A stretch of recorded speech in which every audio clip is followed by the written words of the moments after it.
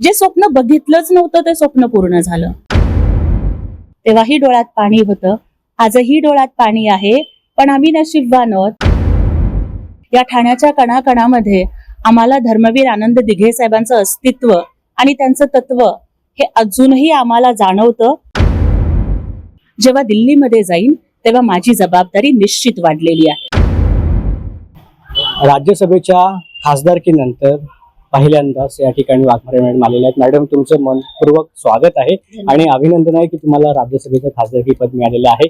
काय भावना आहेत? आज तुम्ही ठाण्यामध्ये आलेला आहात, आनंद दिघे साहेबांच्या आनंदाश्रमात तुम्ही दर्शन घेणार आहात. आता तुम्ही शक्तीस्थळाचं दर्शन घेताय, काय भावना?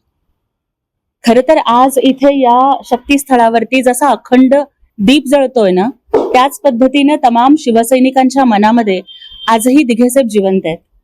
म्हणजे इथे आल्यानंतर तुम्ही बघू शकता अंगावरती रोमांच आहेत. आजही या वास्तूमध्ये, या ठाण्याच्या कणाकणामध्ये आम्हाला धर्मवीर आनंद दिघे साहेबांचं अस्तित्व आणि त्यांचं तत्व हे अजूनही आम्हाला जाणवतं. आणि त्यांचे शिष्योत्तम म्हणजे दिघे साहेबांनी ज्यांना लढायला शिकवलं ते दिघे साहेबांचे लोकनाथ एकनाथजी शिंदे साहेब, त्यांचा तोच वारसा अखंडपणानं पुढे नेत आहेत. ज्या पद्धतीनं धर्मवीर आनंद दिघे साहेबांच्या आनंदाश्रमामध्ये सगळ्या लाडक्या बहिणी न्याय मागण्यासाठी यायच्या, त्याच पद्धतीनं आज आदरणीय लाडके भाऊ एकनाथ शिंदे साहेबांनी माझ्यासारख्या एका सर्वसामान्य मागासवर्गीय लाडक्या बहिणीला न्याय दिला. दिघे साहेबांना सुद्धा आनंद वाटत असेल, अभिमान वाटत असेल की आपण जी जी तत्व पेरली या ठाण्याच्या मातीमध्ये ती माननीय एकनाथजी शिंदे साहेबांच्या रूपानं फलताना आणि फुलताना महाराष्ट्र बघतोय.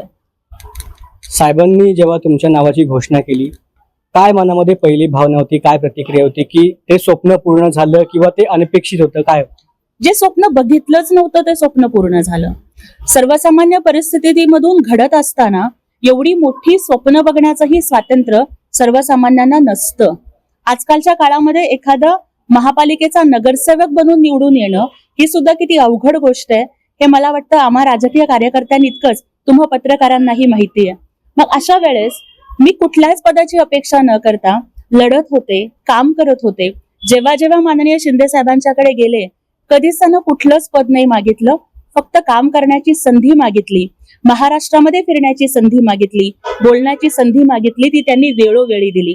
परंतु अत्यंत अनपेक्षितपणानं जेव्हा फॉर्म भरायच्या शेवटच्या दिवशी, फॉर्म भरण्याचा कालावधी संपायला फक्त मला वाटतं 1-1.5 तास शिल्लक राहिलेला असताना जेव्हा माननीय एकनाथ शिंदे साहेबांनी आणि तरुण तडफदार नेतृत्व खासदार डॉक्टर श्रीकांत शिंदे साहेबांनी माझ्यासारख्या एका सर्वसामान्य मुलीला बोलावून सांगितलं की ताई, ते कमिटीसाठी कागद नाही घेतली तो तुमची, आम्ही तुम्हाला राज्यसभेत पाठवतोय.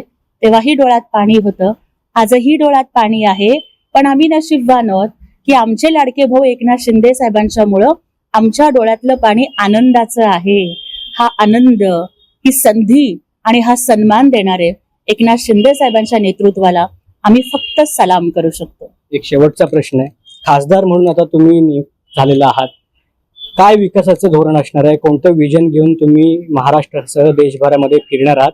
तुमच्या दृष्टीने विकासाचं काय काम महत्वाचं असणार? आपण बघतोय की जेव्हापासून माननीय एकनाथजी शिंदे साहेबांनी मुख्यमंत्री पदाची धुरा सांभाळली तेव्हा महिला केंद्रित राजकारण आणि सर्वसामान्य नागरिकांना केंद्रबिंदू मानून राजकारण आणि अनेक योजना त्यांनी राबवल्या. आज देशामध्ये सुद्धा माननीय नरेंद्रजी मोदी यांच्या नेतृत्वाखाली अनेक लोकाभिमुख योजना राबवल्या जात आहेत.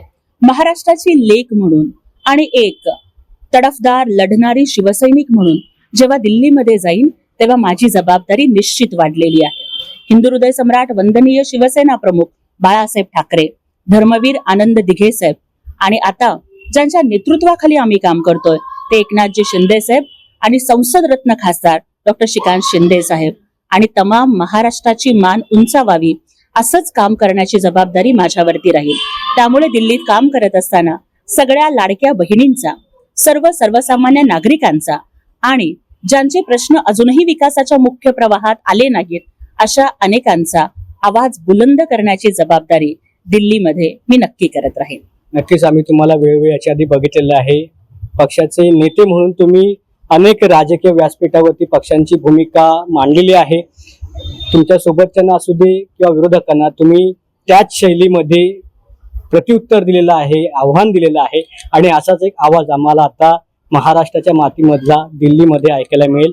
एकूणच महागाई आहे किंवा अनेक जे प्रश्न महाराष्ट्रामध्ये भेडसावतात त्याच्यासाठी तुम्ही नक्की आवाज उठवाल अशी आमची अपेक्षा आहे. तुम्ही आमच्याशी चर्चा केली त्याबद्दल धन्यवाद.